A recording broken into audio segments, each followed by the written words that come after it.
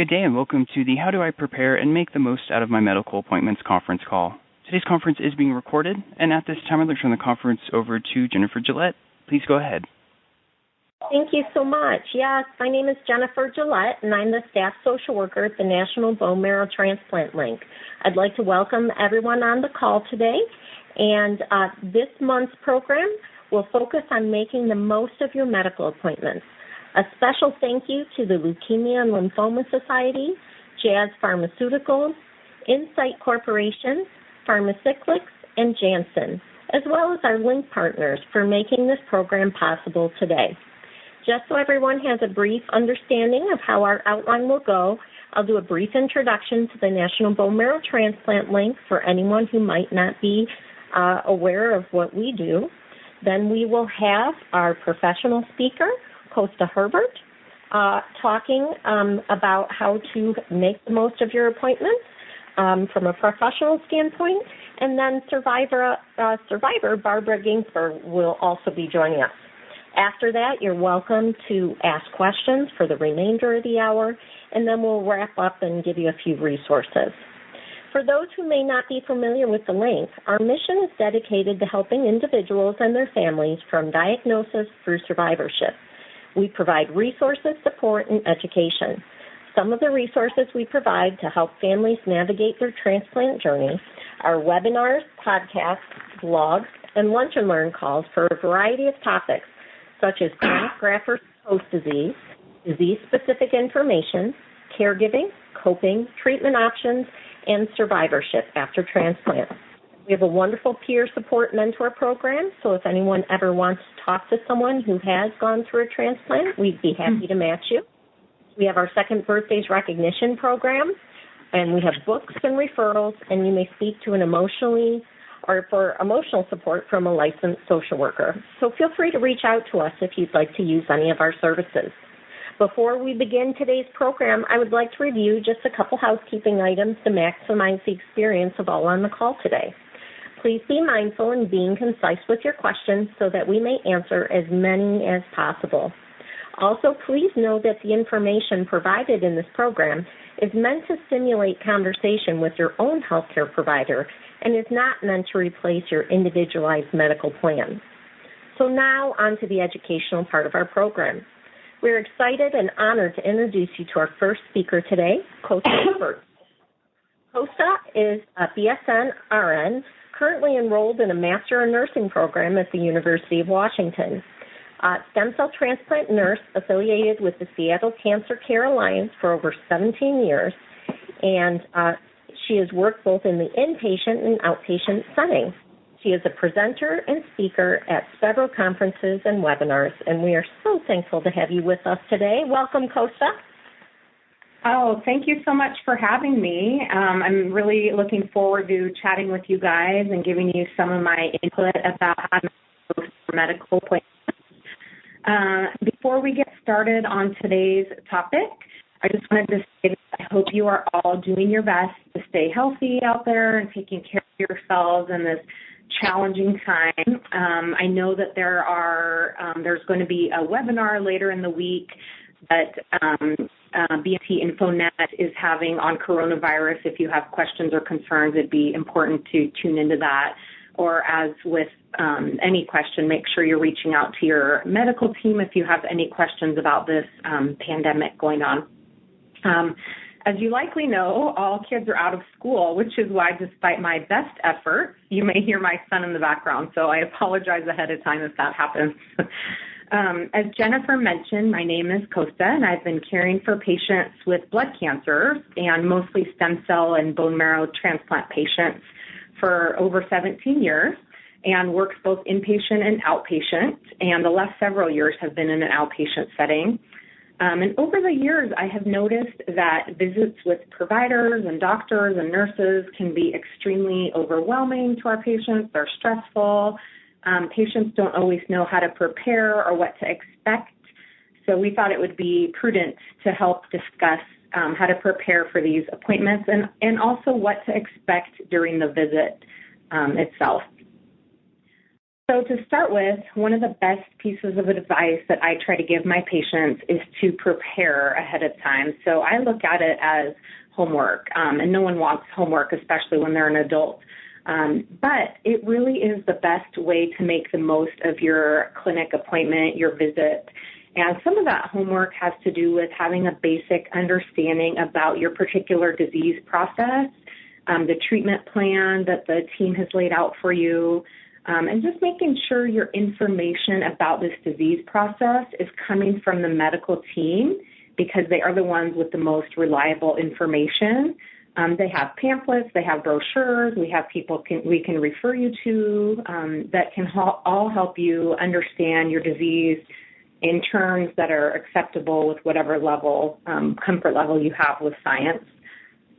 We have something in the medical world. We tell our patients to avoid Dr. Google.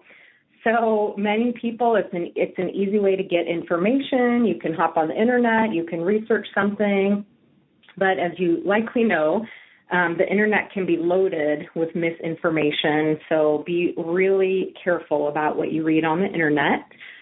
If you do opt to go online and you're bored one night, make sure that the center you are getting your information from is a reliable source, such as the cancer center you're being treated at, the American Cancer Association, Leukemia and Lymphoma Society, BMT InfoLink, Be the Match, or another reputable cancer center. So just making sure I put that out there because we do still, despite our best efforts, have many patients that come and say, gosh, I read this on Google, and it's really hard to undo some of that work and misinformation.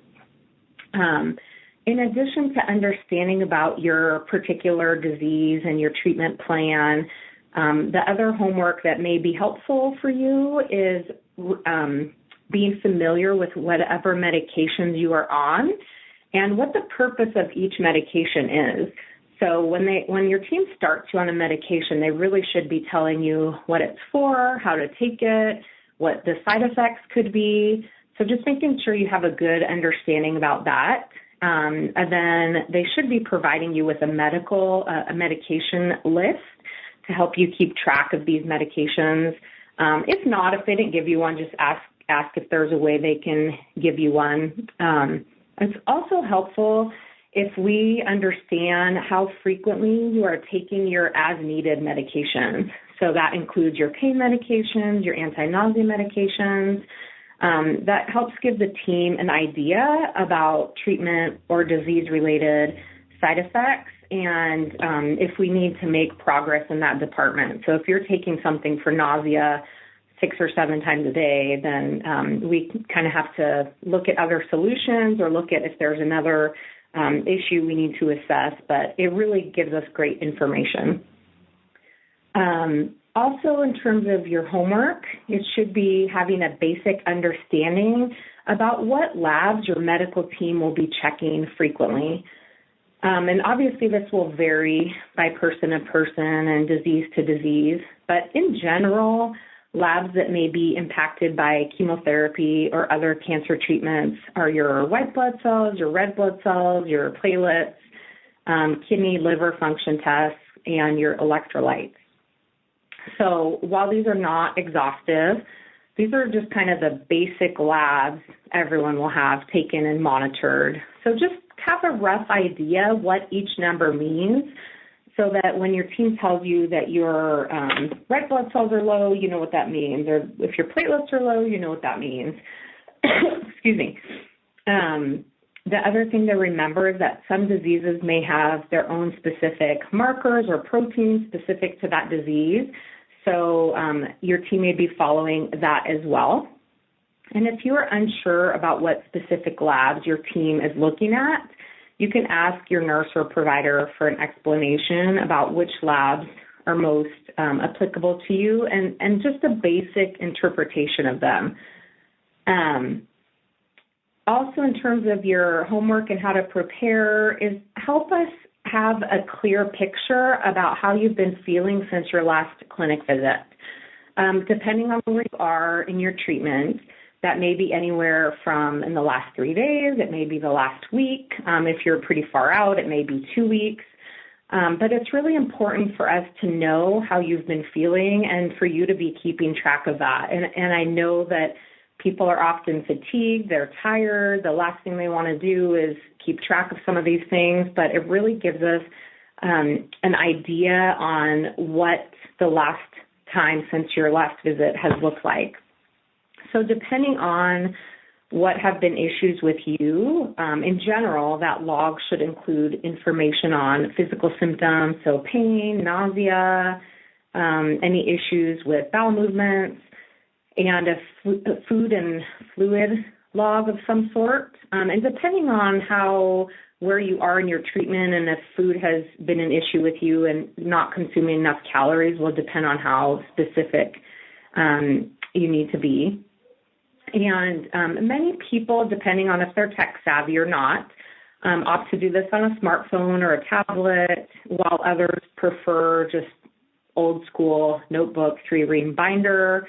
Just find whatever works for you. Some people really prefer gadgets, and others are really just kind of pen and paper. So like I mentioned, you may have some fatigue and feel like, gosh, that's just more work and it's more trouble than I can deal with right now. So make sure to see if there's a loved one that can help you record this data or keep track of this. The log is also a great place to write down any questions you may have in between medical visits. The caveat with that being just make sure that they're non-urgent medical questions. So we don't want you home with a new symptom or new issue and just writing it down in your log. What I mean by writing down is something that you think definitely is not urgent or pressing and could wait a couple weeks or a week until your next visit. So, gosh, in a month, do you think I could, go on a ferry ride or whatever it may be? But just also with the caveat that any new sign or symptom, you should be reporting that to your team immediately. Another thing when people don't think about when preparing for clinic visits is trying to figure out how to make yourself physically comfortable during this visit. So it's not always possible, but if it is possible, try to schedule your clinic visit for a time of day that you feel the most alert. So some people are predisposed to being morning people, some are more afternoon people. So just seeing if you can work that into your schedule as well. You may also want to wear comfortable clothes and dress in layers as room temperatures can fluctuate in clinic rooms. And often, as many of you have likely experienced, the ability to regulate your own body temperature decreases significantly with chemotherapy, meaning you're pretty susceptible to rooms being too hot or too cold. So just dress accordingly and bring layers, because we have definitely had patients who have had issues with rooms being too hot, too cold, and it really does impact how much you are able to pay attention during that clinic visit and how much you're able to talk to your team. And so we want you to be a full participant. Also with that, just keeping in mind that your clinic visit may end up being longer than expected, so planning accordingly. That may be due to a variety of reasons, including the need for maybe you come in, we've checked your labs, you need some red blood cells, or you come in and we discover you're pretty dehydrated. We may want to give you some IV hydration. So just plan accordingly, because there's nothing worse than having a clinic visit and saying, gosh, we need to keep you for 2 hours, and someone not being prepared to receive red blood cells that day. Part of being prepared to stay longer would include bringing any medications that you may be needing in the next several hours, and potentially any snacks you need to take any of those medications. Most clinics do offer snacks, but it's definitely not as extensive as what you would find at your home, so just make sure you're coming prepared. And that includes if you're needing any insulin, bringing your insulin to clinic with you, or your machine that checks your blood sugar. So just being prepared.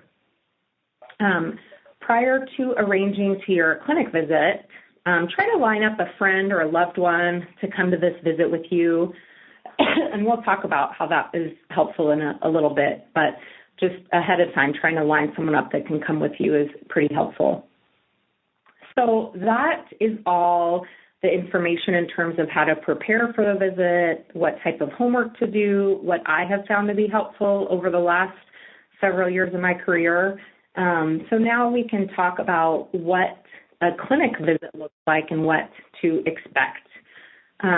So obviously every clinic and center is a little bit different, but a brief overall of a clinic visit is that it will begin with vital signs, usually checking your weight, and then move right into how you are feeling, including side effects related to your disease or treatment. We will also talk about how you're eating, how drinking, any new treatment or disease-related side effects. And this is a great time to discuss anything new that you've noticed with the team if you haven't already reported it. So this includes lack of energy, if that's been an issue for you, or if fatigue has prevented you from being able to get out and about during the day. And usually after we have the discussion about how you're doing and how things have been going, then we'll move into the physical assessment, listen to your heart, your lungs, assess the rest of your body, look at your legs for swelling, look at your skin for a rash or any issues, look at your central line, see if we see any issues with that. And then the clinic usually ends with a summary of the plan going forward. So what can I expect for the next, until my next clinic visit? So that's just kind of a general overview. But that caregiver you've asked to come with you, they're really helpful and key to helping our patients take notes, helping remember what we said, helping advocate for you and any concerns you had prior to coming to the visit. It does seem like a lot of the times when people come into into clinic visits, they've forgotten what they were going to talk to us about, and they remember it when they go home. So sometimes it's great to have someone there with you helping remember what you were going to talk about. So as a parent myself, I know it isn't always possible, but if you have young children, it's really helpful if you can try to find someone to watch them during the visit. This is both for your benefit and for our benefit, so we can really focus on you and your clinic visit. And sometimes if there's a little one running around or they're distracted or getting into things, it's really difficult to focus on you. That being said, especially in times like this, if it's not possible, even if you're not a device person or you don't believe in electronics for kids, it really is important for them to have a way to kind of play quietly. So that may mean a device, that may mean a book, whatever it may be, so we can really focus on you and that you can get the full benefit out of your clinic visit and not having to worry about chasing around your little one. And the other part of that is just making sure that you feel comfortable advocating for yourself and being a participant in the clinic visit. So some patients, oftentimes it can be a generational or a cultural gap, but patients feel uncomfortable contributing to clinic visits and chiming in. But by all means, we want you to ask those questions. We want you to chime in. I mean, we want you to contribute to what the plan is and your thoughts. And most providers, and in fact, pretty much everyone, welcomes and they encourage patient feedback and participation. We're a collaborative team, and really at the end of the day, it's your body and nobody knows it better than you, so you're a really important part of that team. And while we're talking about things that are okay to talk to your team about, it is absolutely okay to talk to your team about sexual and mental health if they don't bring it up. So things are changing, and in the medical world, we're improving and we're discussing these more than we were. But sexual and mental health are still areas not brought up or assessed as frequently as they should be. And they are both really important parts of your health and well-being. So in terms of your sexual health, ask your team if it is safe for you to be engaging in sexual activity, and if so, are there any precautions you should keep in mind?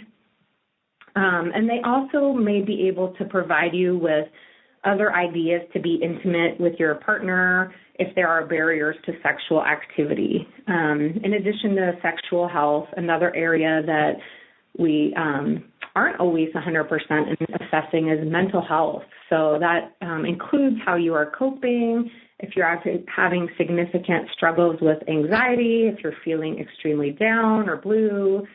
So just make sure you're talking to your team, and we often have ways we can help you. We have support. We can oftentimes listen ourselves and help get you to the right person if we think you need to see someone else. We also have medications.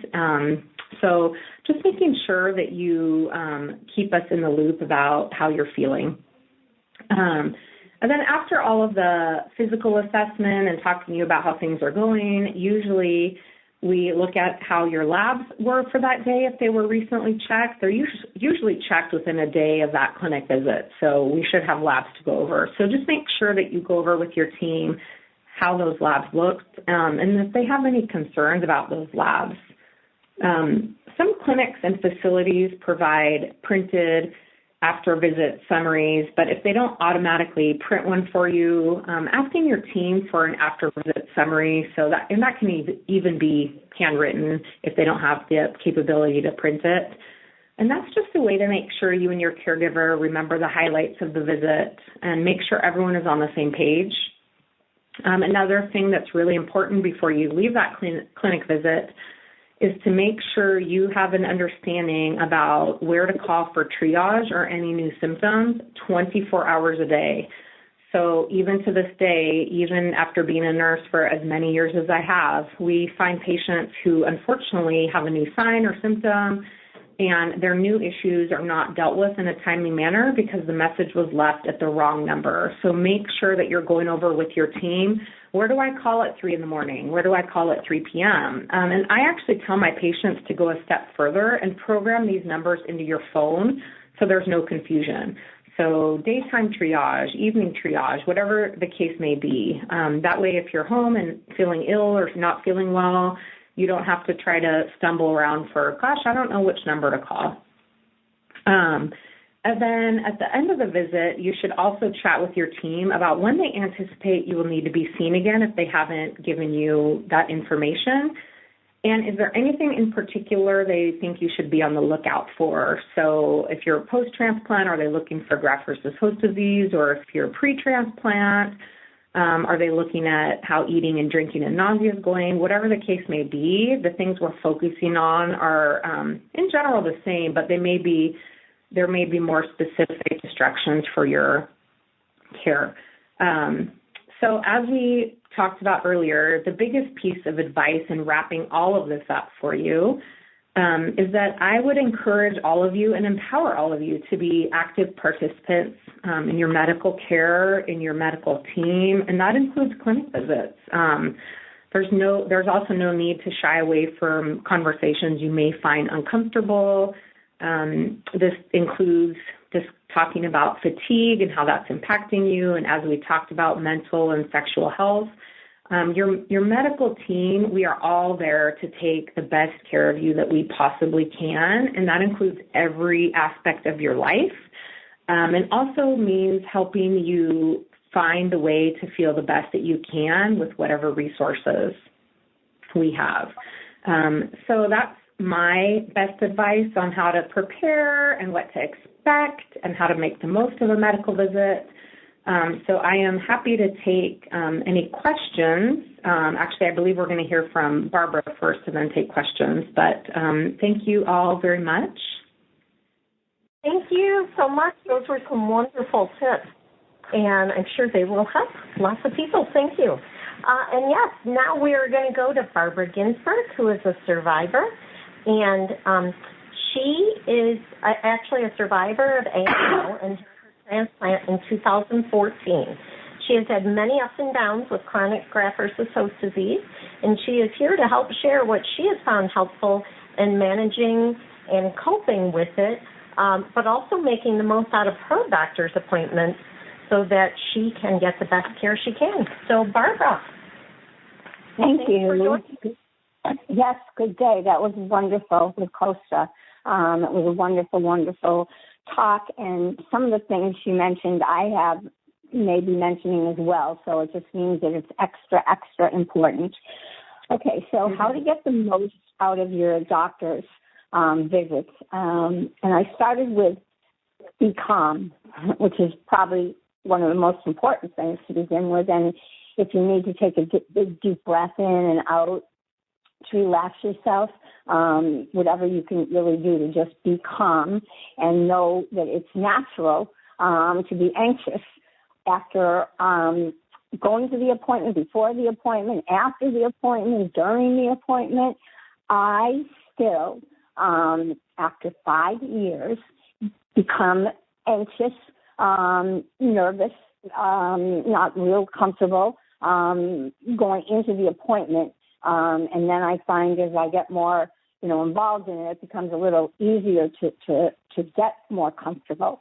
That when you get there, or I was going to say, so then with being a little uncomfortable, then you go to have your vitals done, and which is, taking your blood pressure, your heart rate, your pulse, and of course, your heart rate, your blood pressure may go up. It may not ever, and it may stay the same, but me, every time I go there, it goes up. It's up so high that I'm like, what?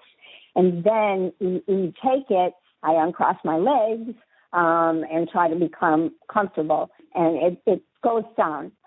So it's a really crazy way of measuring it because it changes all the time. But anyway, don't let that bother you. There's no worries if your vitals are up, unless obviously they're up so high, but you will be checked, on a regular basis, so you'll know that. So this is your time with your doctors and nurses and everybody that's on your team. It's your time. So make sure that you have an updated list of questions. Your doctor will be very happy that you did your homework, which was mentioned, but it really is a help. And being on time, being punctual, get there 15 to 20 minutes early. And basically, if you can think about it like this with your doctors and the staff, is that you're creating a partnership with your doctors and your nurses and your family. And family history, and I go back to myself because I was just like, I don't know the family history, but it is so important to know it and to find out what's going on in your immediate family to see if there's anything that you should be aware of or cautious of. So also taking notes is so important. Taking notes while you're at the doctor's, after you leave, before you go, and bringing someone with you. The best is to bring somebody with you that knows you very well. A family member, a good friend, a other doctor, a nurse that is also your friend, someone that can really, be able to support you and talk about the kinds of things that are really, really important. So make sure that you do take notes. And I also have noticed in the years that I leave the appointment and all of a sudden it's like, oh my gosh, I forgot to ask this question, or I forgot what he said. So you can there turn to the person that is with you and say, did you hear that? Did you write that down? Which they should be told to do, and be able to help you. Sometimes the nurses, when you're leaving, you'd be able to just shoot out a quick question and they would either go find the answer or text you or call you later. But it's really important that you have someone with you. It's such a help. So I was going to just kind of say, if you can't find someone, there's always like a nurse or someone on the staff that I'm sure can help out and figure this out with you. Also I find that sleeping, which is hard to say, but sleeping is so important, especially the day of the appointment. So, that to me, I'd be up. I still find that to be something that I'm aware of, and that sometimes I don't feel rested because I'm up thinking about the appointment.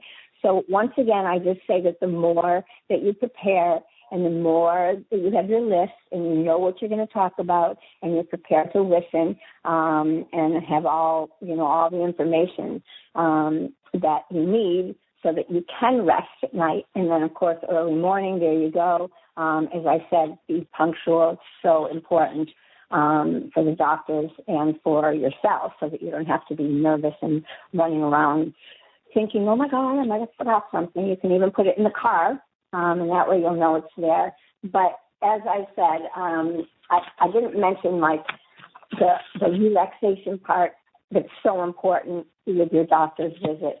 The breathing, the yoga breathing. I'm trying to do it right now, but it's not coming out too well. And just really just be proactive.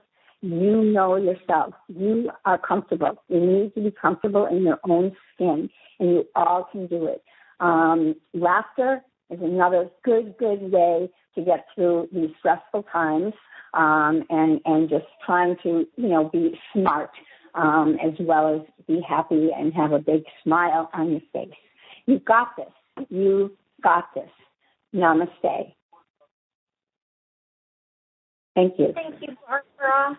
You know what? This is exactly why we always have a professional speaker and we always have a survivor, because, it's interesting. The two of you don't really get a chance to compare notes before the call, and it turns out to be such a great complement of just what it really looks like from a very holistic view. So thank you so much. Great tip. Now, Derek, could you please tell our callers how they can ask questions? Absolutely. And ladies and gentlemen, if you'd like to ask a question at this time, please signal by pressing star 1 on your telephone keypad. And if you are using a speakerphone, please make sure your mute function is turned off to allow your system to reach our equipment. A voice prompt on the phone will indicate when your line is open. Please state your name before posing your question. Once again, that is star 1 to signal for a question at this time. And we'll move right into our first question. Please go ahead.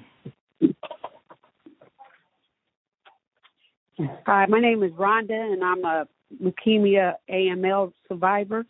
And I had a bone marrow transplant. And what I'm finding difficult at the appointments, I'm 1 year post bone marrow transplant, the 26th of this month. And I'm having a little bit of sidebar issues that are going on. I think it goes with the territory. But unfortunately, with various areas of ailment, and what I'm having a problem with is the different doctors that I need to go to in reference to the issues that I'm having. It's not a connection back to the oncology specialist. And I heard and read an article about MD Anderson where all the doctors in there, they come together, and if there's a problem with respiratory and pulmonary, they'll connect with that doctor.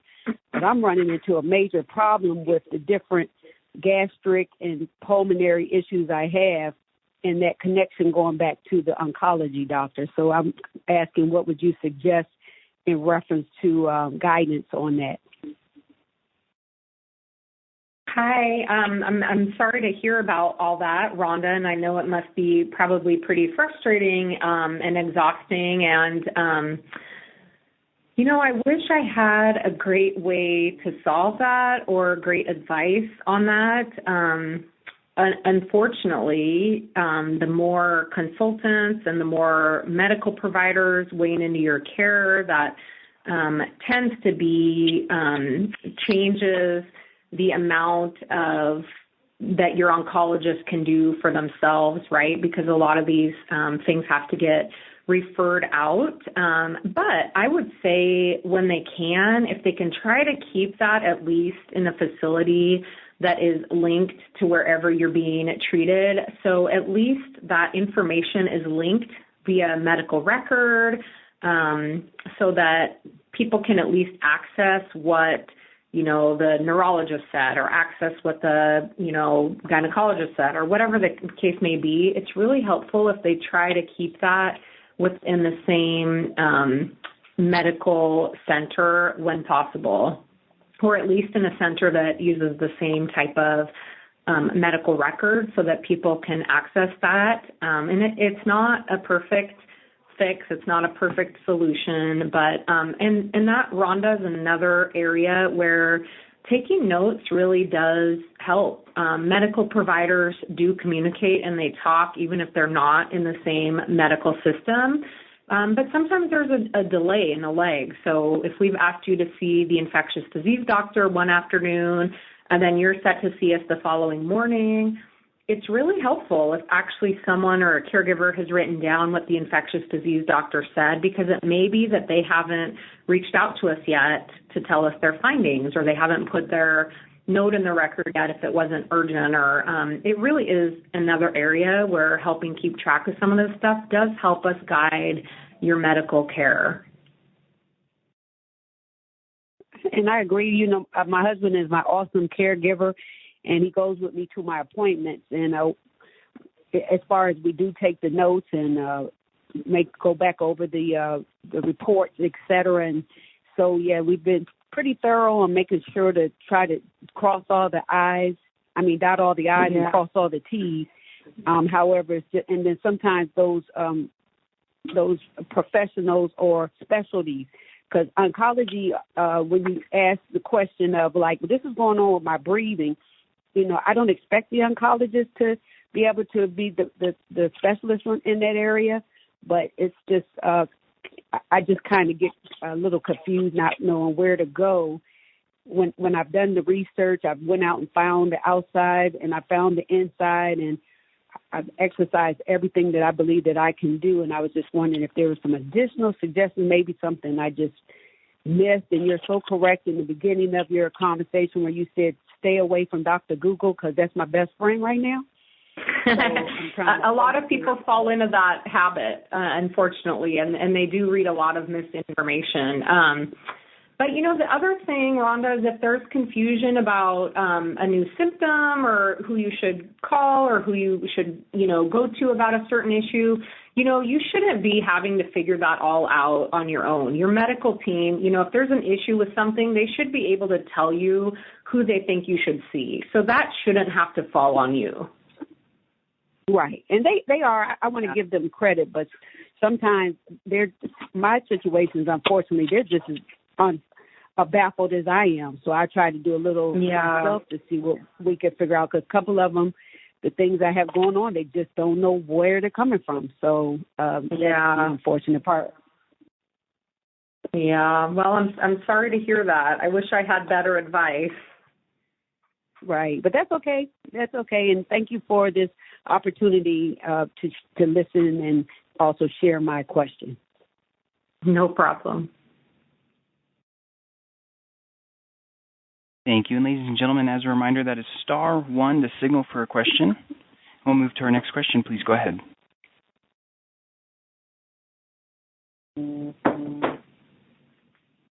Hello? Hello? Hello? Hello, we hear you. Can you hear us? Yes, I have a question. I was diagnosed with non-Hodgkin lymphoma in November, and I had a PET scan, and the PET scan showed nothing after having my neck lymph node removed. But they said I have to be on wait and see until, you know, something happens. Meanwhile, I've been having this rash, skin rash, and I've been losing my hair, and I've been very fatigued. And I tried to tell the doctor's assistant, and also the night sweats. So from what I'm reading, this is really not very good. But this assistant said, not to worry about it. And now my next appointment, so I've had only 2 appointments since my lymphoma was discovered in November. And I'm just concerned that perhaps I definitely into maybe need treatment with chemotherapy but I feel that I'm not really being followed, and I am concerned about the skin rash, which is, it doesn't show, but it's itching all over my body all the time. And now with this COVID-19, when they say you can't touch your face, all I want to do is scratch myself all the time. And anyway, I want to and they didn't stage either. So what I'm reading, I'm supposed to know if it's staged. I don't know. They said it was follicular lymphoma. And this is it. I don't know anymore, and I can't get any answers. And whatever I read from the lymphoma side really scares me. If you have anything to say to me, I would appreciate it. So I'm sorry you're going through this and the unknown and trying to navigate the medical system. And although I won't be able to offer any medical advice, what I will say is if you feel like you aren't being heard or that your concerns aren't being listened to, I would see if there's someone who works with the person you feel is not taking your concerns into account, or someone above them, and seeing if you can go about it a different way. I think that patients should feel like they're being heard and that they're an active participant. And if that's an issue, I would encourage them to talk to other people at that clinic, not other patients, but someone above that person or someone that works with them that can help you determine maybe another way you can go about it. And then at the end of the day, see if there's a way you can communicate with the oncologist directly with your concerns. Because maybe the oncologist also isn't concerned or I can't speak to that, but oftentimes if you hear the information right from the oncologist, it does help decrease patients' anxiety.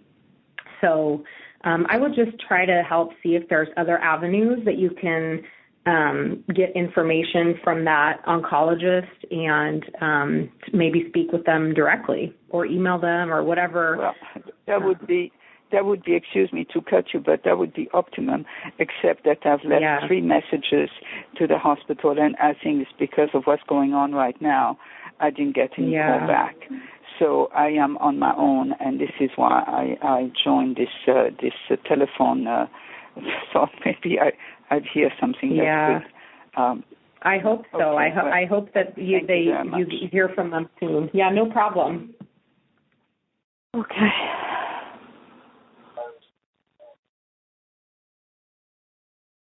Thank you. And we currently have one more question in the queue at this time, but just to let everyone know, that's *1 to signal for a question. And as a reminder, if you are using a speakerphone, please make sure your mute function is turned off to allow your signal to reach our equipment. Again, *1 for questions. And we'll move to the next question. Please go ahead. I had a comment. I'm totally with Barbara, who said that, write down your questions and everything. And I was thinking that might be helpful also to the other patient that just said that her providers are not communicating with each other. I found keeping a log very helpful because I sort of write my questions and everything that happens between my doctor visits so that I'm prepared, because there's no way that I could remember everything that happens. And the sicker I am, I have to write about. And then when I get there, I also write down what they say, because the same thing, I'm not going to remember when I get home. And if I go to other providers, I write down notes so that I can then give back the feedback. Because a lot of times the other providers will say, the other doctors will say, yes, I'll send them a note. And then I go to oncology, to transplant. They're like, oh, we didn't get anything. So I just, kind of say, well, this is what I went for, and this is what, this is what they said. And one more, if you could comment on, I think with all of the COVID, I'm not asking you to talk about COVID, but I think that we should prepare, not all of us and not in all circumstances, to have televisits. I just received something from my transplant center saying all visits are canceled until further notice. I happen to be in New York, so that's, another hot spot. But, and contact your provider. So I think that in some cases we're going to be asked to do televisits if we're not that sick. Yeah, thank you for your comment. That's really helpful. And I love hearing patients saying that they find logs helpful. I'm sorry, were you saying something else? I didn't mean to cut you off. Oh, no, not at all. I mean, the log, okay. I didn't think it was going to be that helpful, and it has been a lifesaver. Oh, good. In terms of the COVID-19, I actually, you guys probably don't know this, but I live in Seattle, which is probably the hot spot along with New York, and I do work at a transplant clinic actively. And we are, I know that we are in constant communication with our infectious disease team. They're sending out daily to every 12-hour updates. They're looking at, like you mentioned, internet visits, web-based visits. Everyone's looking at what we can do in this situation to provide medical care in a safe manner and method. And I will say that there are many people and many infectious disease experts weighing in and giving us guidance on their thoughts. And so just know that your medical team, I know, for instance, my manager spends currently a good chunk of her day figuring out, how do we take care of the patients that are outpatient and what's safest for them and what's safest, for the patients in the hospital. And so just know that a lot of people are spending a lot of time trying to determine how to make this the safest environment possible because, as you mentioned, people are already in treatment or just completed treatment, and there's nothing we can do to change that. But what we can look at is how to make this the safest scenario possible. And that's, I would really encourage people to tune into that medical podcast that's going to be affiliated with, this network on Friday, I think. And the other thing with the coronavirus, and I'm telling my friends and family this as well, it's the same as getting your medical information, right? So be careful with where you are getting your data and your information about coronavirus. There are some people out there writing articles or making comments that have no medical training in any way. So just keep in mind to maybe be, taking a little bit of a lens to who's writing the article you're reading and what is their qualification to make that medical judgment.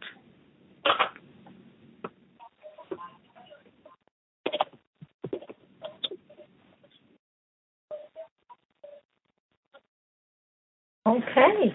Is there any other questions in the queue? None in the queue at this time, but again, that's *1.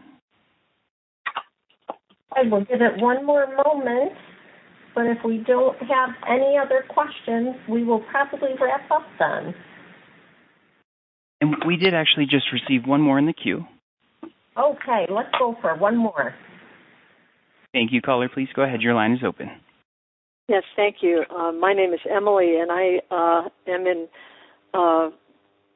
still stage 1 of CLL, but I'm having issues with my immune system and had my first IVIG back in January. But I'm also doing some, I wouldn't call it alternative therapy. I hope it would be considered supportive therapy by having acupuncture and taking some Chinese herbs that have helped my immune system, from what I can tell, a lot, because I was having issues with viral infections that lasted a long time.